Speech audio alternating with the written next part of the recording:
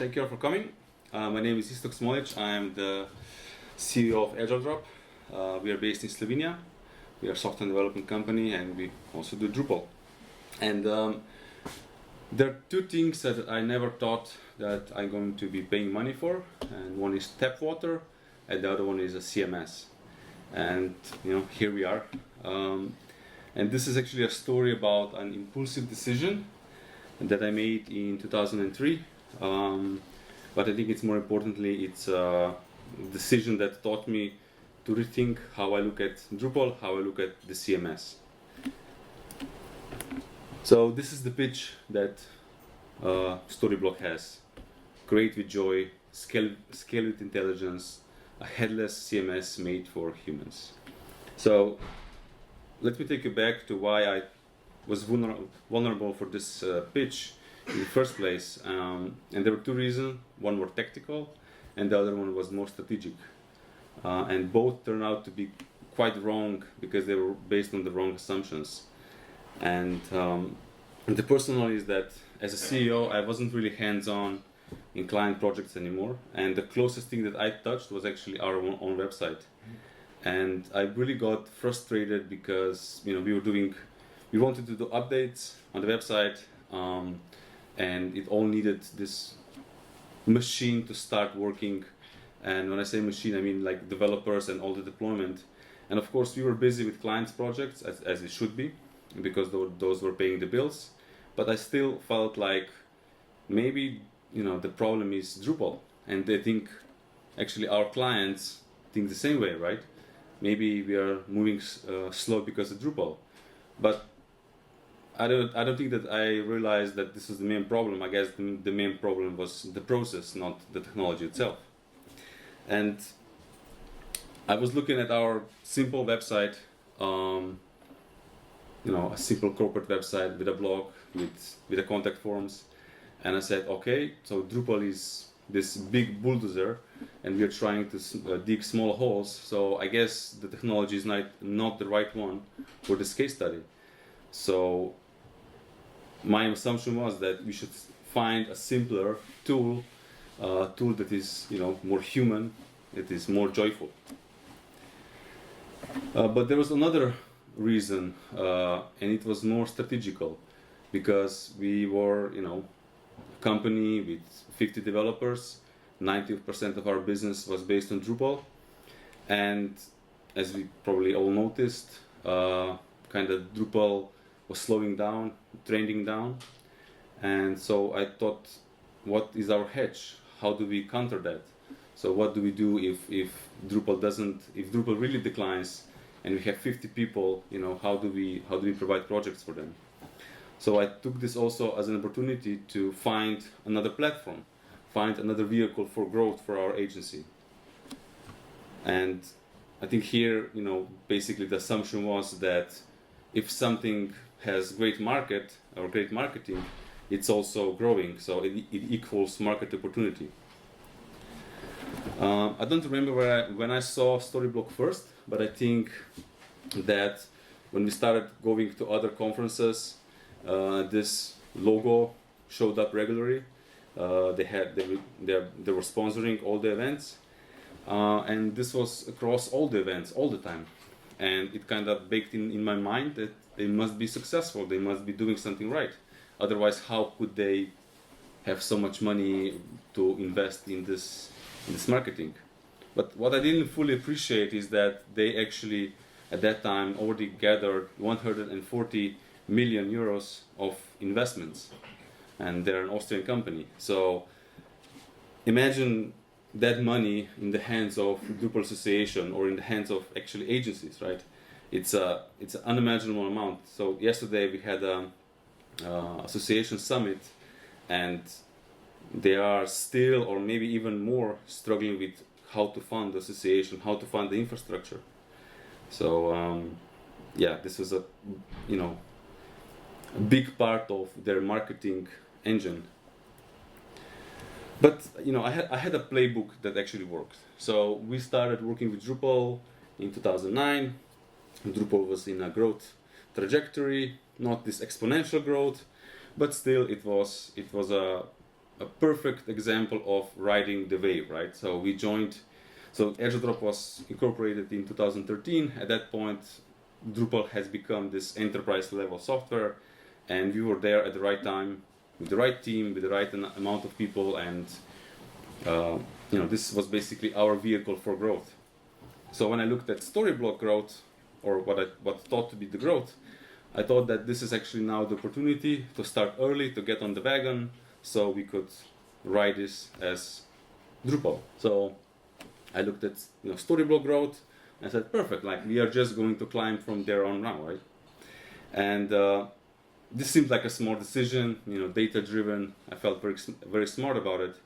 And what I didn't actually understand is that the growth that Drupal had was organic, but the growth that Storyblok had was essentially, bought. So they were basically buying the exposure, they were buying the attention, which results in a completely different thing. So in June, I made the decision. I called a meeting with the development team. There were development managers there. I announced that we are going to rebuild the site, but we are going to use something completely different, something that we have never seen before, and they were not very happy about it. So they had concerns because our company behaves in a way that we have development managers mentoring other developers, providing support, and they essentially said we cannot do this in the same manner as we do it with Drupal. And this is a new technology, we cannot support them, and if something goes wrong, don't look at us. They were right? They were not able to support the development efforts during that time. But we have this saying in the company, when you want to push some decision, you do sudo, and then everything goes through. So I did my sudo command there. And what I also told them that this is good for the company. We are hedging against Drupal. This is a new technology. It's going to provide us with additional security for the future.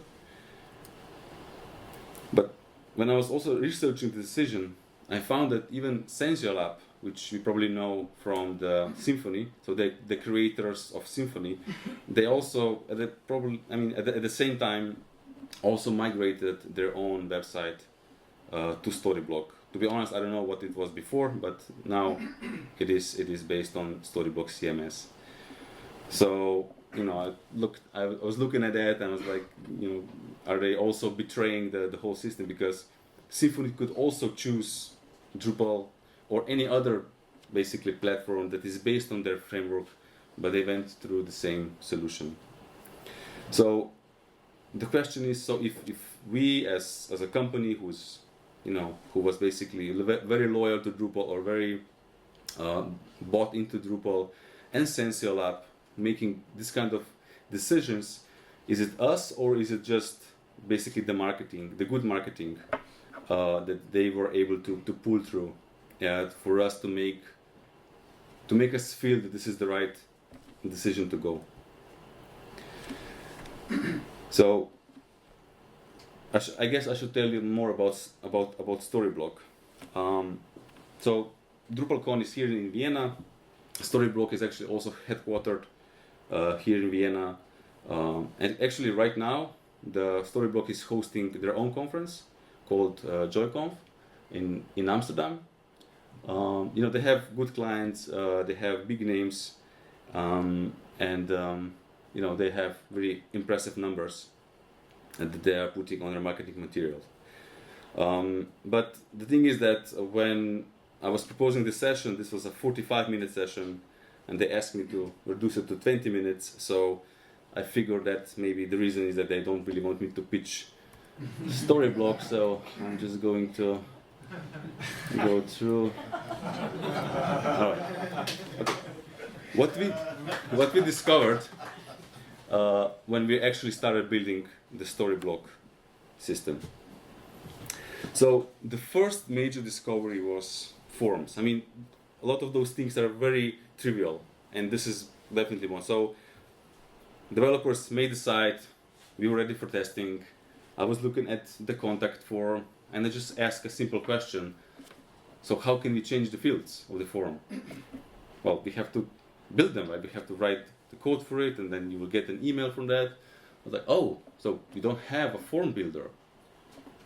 No, that's just a CMS, right? So then we basically started looking at their support, and there was a question, what to do with forms. Well, you have to rely on a third-party service. Normally, people use HubSpot for that. All right? That's not what we wanted to do. So what we did, we basically rebuilt web form in a very low capacity, of course, inside of Storyblok content models. So who here was in Drupal 6? So if you remember, we didn't have like entity types, so we didn't have entities, so we basically just used content types for everything, misused them, we were doing categories, profiles with it, everything. So we kind of the same way we built forms using basically content types. And so we had to essentially hack this web form building functionality inside of Storyblok. And it was not even remotely as powerful as web form. There is no confirmation emails, nothing. And if we ever want to do something, we have to go and code everything from scratch anyways. The second thing, also like an afterthought. So we had, releasing the website, we made this, list of previous URLs and the new URLs, so we would keep our SEO ratings. And then, okay, now we have to create redirects. And guess what? There is no such thing there, right? Again, we started to reuse their components. So essentially, we created pages, but those pages were not actually pages, they were actually redirects. So basically a mess, and not even closely as usable as something that would be inside of Drupal. So now our redirects actually live inside of blogs, so we kind of have to know this is a redirect, this is an actual blog post. Yeah, it's a mess. So everything was possible to do it, but we were, solving problems that Drupal has solved 10, 15 years ago. And basically the lesson here is that there is some invisible infrastructure inside of Drupal that we don't think about, but it's basically its best superpower. And then comes the configuration management. I mean, probably you remember this was a big pain. Drupal 6, Drupal 7 came out with features, and once you basically build a content model in the dev environment, when we ask how do we now push that configuration to production, they just said, now you have to go and click the same buttons as you did on the production. And and I don't know, maybe now there is something that they have in line, but there was no way to basically export and import. So again, we had to do it ourselves. So we created what would be features or configuration management inside of Storyblok. And yeah, those are again one of the things that we take really for granted.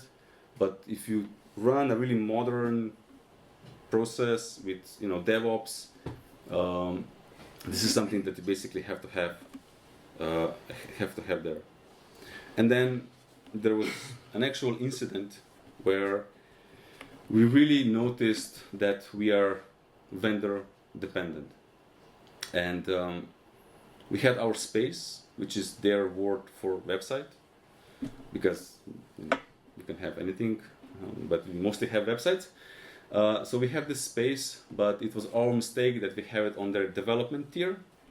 It happens to be the developer tier has access to all features, no matter which plan they have, but they have resource limits. But those resource limits were high enough for us not to notice when we're going into production that we are still on the development plan, until they changed the terms of their agreement. So they at some point they just changed how many resource development plan can use, and our site went in all the red numbers. So we hit every limit, number of files, number of API calls, everything. So when we wanted to switch to a paid plan, the system wouldn't allow us because we were apparently using some enterprise features which we could not turn off. So we had a site that we were not able to upload anything because we were maxing the plan, and we had to contact the support to help us move forward. And the support, I kid you not, it took them 3 weeks to actually go and fix our account to be able to start paying for their service. And when we did that, when they finally fixed it, we also realized that we're using GraphQL, which is also an enterprise functionality, and we had to rewrite all of our queries to REST API. And the biggest pain was not the work that we had to do, but the fact that we were basically hopeless, right? Like, imagine this would happen to our client. What would be the damage to our reputation? Because in essence, it was our mistake, sure, but not being able to do anything for 3 weeks is also not a good look. So when we decided to go with Storyblok, we also choose Next.js as a front end. Storyblok does have a very good SDK support for Vue.js and Next, not for Next.js, and we even complicated things when we started migrating from Next.js 13 to 14. And again, we had a lot of questions, because if you have officially an SDK, then what you do, you don't go to GitHub and ask questions to the creators, you go where their support is, because you are a paying customer. And I really hate how those companies kind of push you that you start using their Slack or Discord for support, because actually there is no one there. Our team started chatting with their support people. They were chatting, and then at some point the support people stopped chatting, and they came back to them after 3 days, right? So it was, in a way, it was implied that it's instant, but in reality it wasn't. So your expectations were always off what you actually got.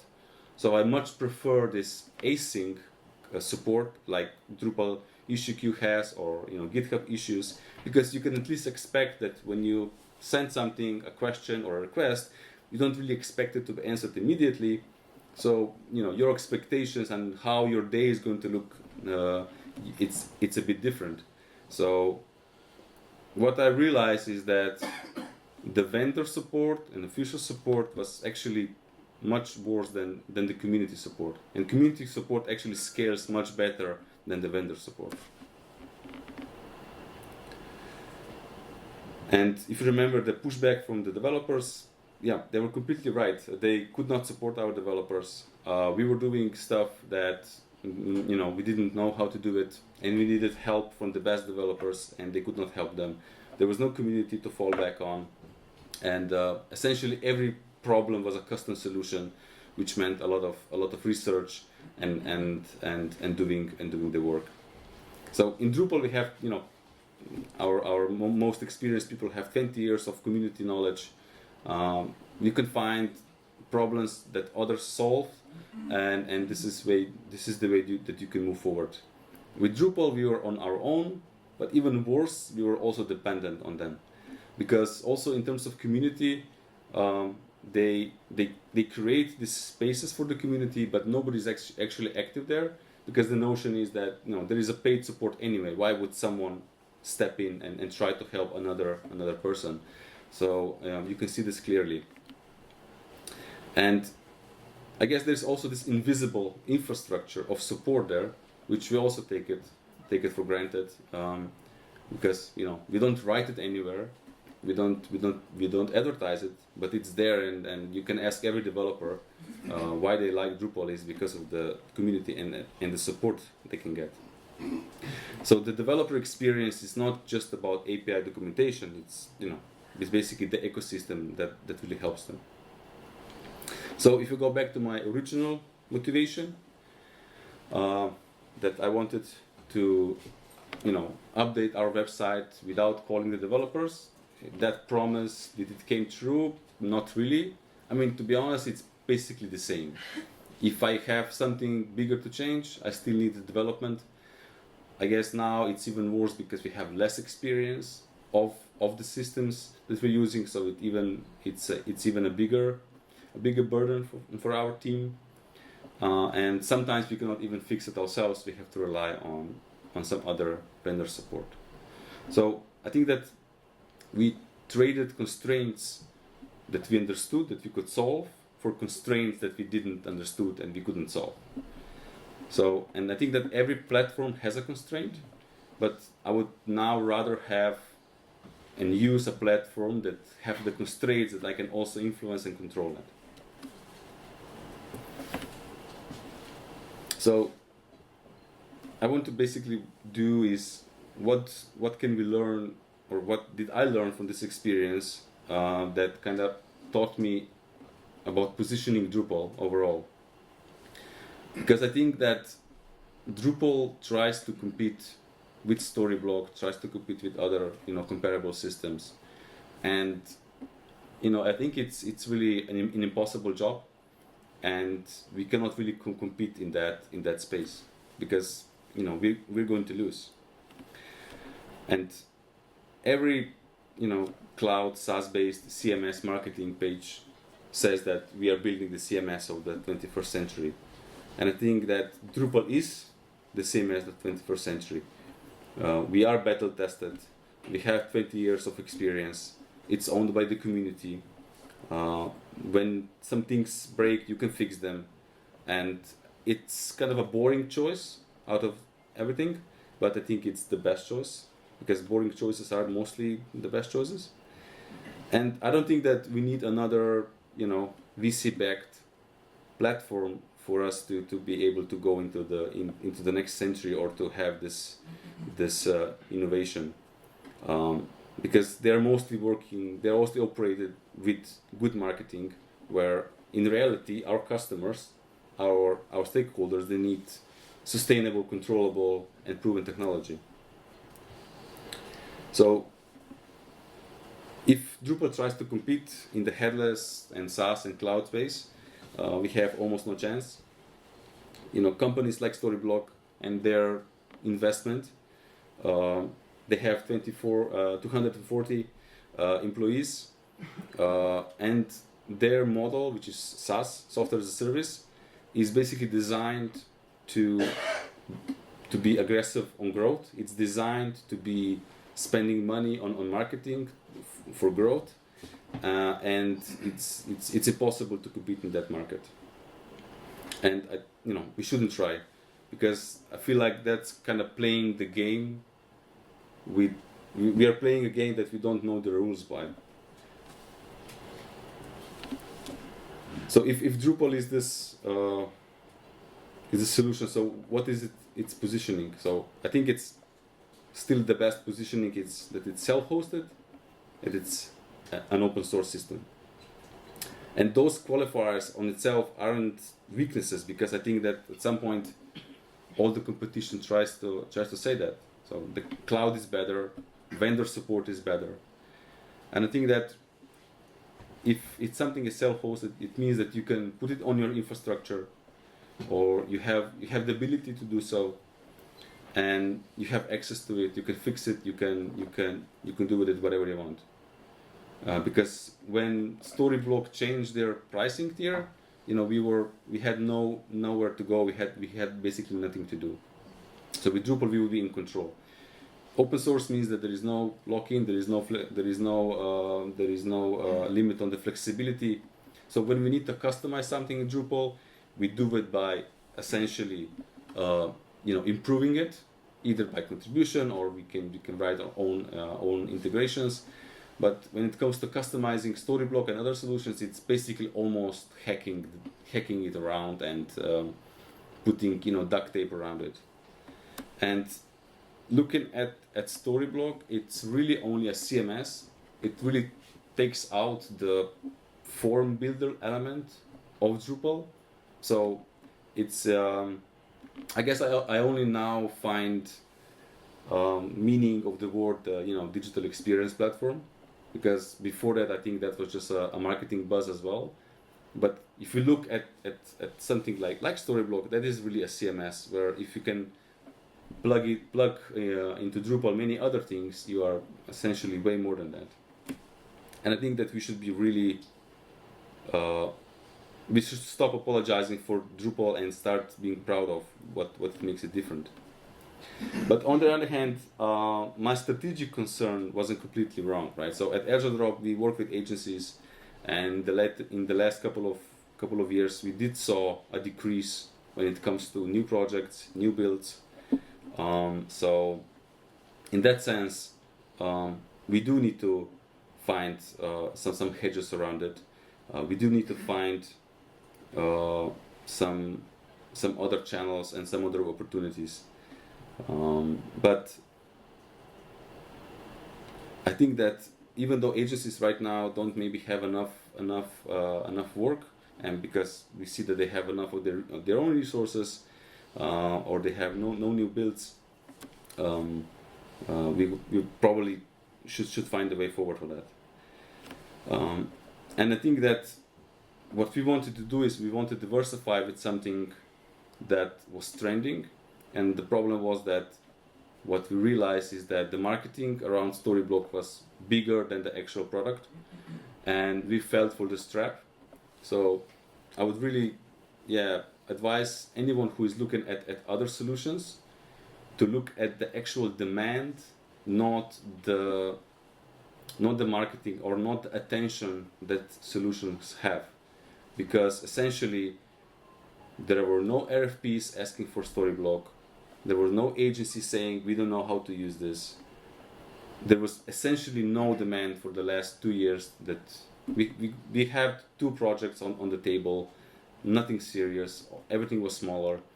So it's really important that we don't fall also for the trap of looking at someone's marketing and thinking this is actually success, or there is some market opportunity there. It's basically just hype. And I don't think, I mean, I'm not here to say that Storyblok is bad. I think it's different. I think that we should be choosing Drupal when we need to own our data, when we want to have the full control of the code, we need an open source system, and we want to have that ecosystem support. But I would definitely choose Storyblok when we already have a decoupled architecture, where we have other systems with logic outsourced. And in that case, if you don't really want to, let's say, maintain a CMS installation and have a budget for more premium tiers, I think that the solution is actually completely viable. And I think it's all about the trade-offs and understanding what you're making. So if I could go back in June 2023, I would say that first of all, the problem isn't Drupal, it's not technology, it was our process, and still is, I guess. And that marketing that I saw from Storyblok was not actually affecting the same, was not the same as the actual situation on the market. And there were some invisible things that we had with Drupal that we haven't appreciated for, and we definitely started appreciating them when we had to build them ourselves. And I think that it's the community part of Drupal is really powerful. When it goes to against vendor support, it's definitely better. And the final thing is that control matters a lot more when you're blocked. So being able to fix the things on your own is probably worthwhile the maintenance cost that you have. So if you're considering leaving Drupal, consider what I kind of disclosed here.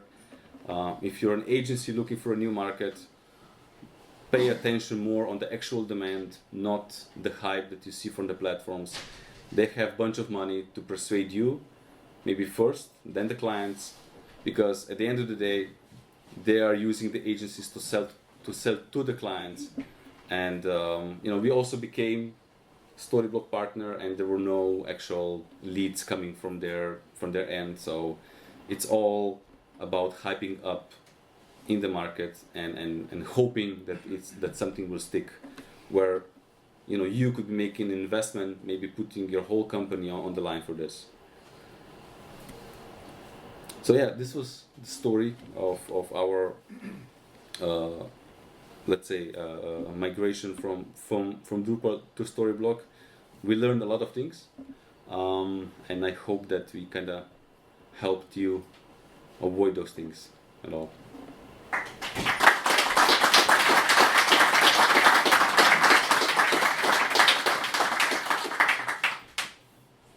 Someone has any questions? Yeah? Yes, so not a question, but thank you very much. This is a very, very interesting topic, and I think that...